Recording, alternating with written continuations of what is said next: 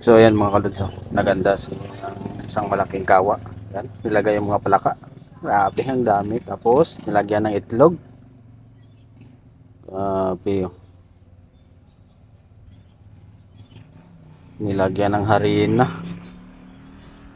Tapos ayan, hinaluhalo ng mga kamay. Mekos-mekos na ni Inday. Yan. Tapos sinala. Nilagyan ng tubig. Pinanlawan. Ayan. Wow. Tapos nilagay sa tubig. Ayan, namatay na yung mga palaka. Minikos-mekos ulit.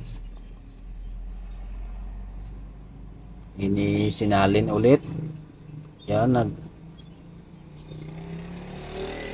na ng mga kangkong. Tapos nilagay sa planggana pula. Siling haba.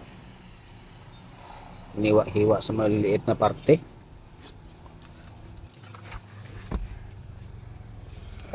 Lemongrass o tanglad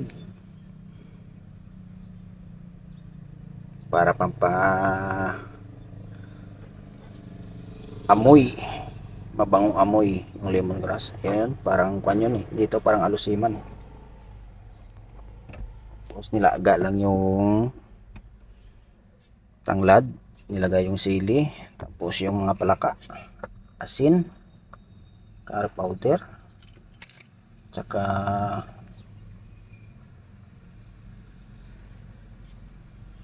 siguro yun, apple cider vinegar.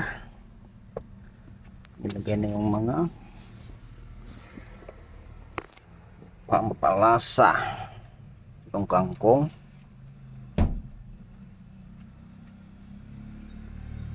hinalo-halo, minikos-mikos, parang alusiman to iwan ko kung anong tawag to sa kanila. Yan, ayan, luto na.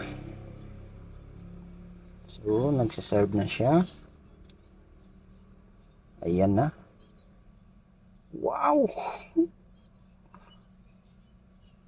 grabe, buhay na buhay pa, buong buo pa yung mga palaka. Yan na. So ito yung first bite. Wow, may kanin, kangkong. Ang sarap, nasarap si Inday. Tayo, kainin yung palaka.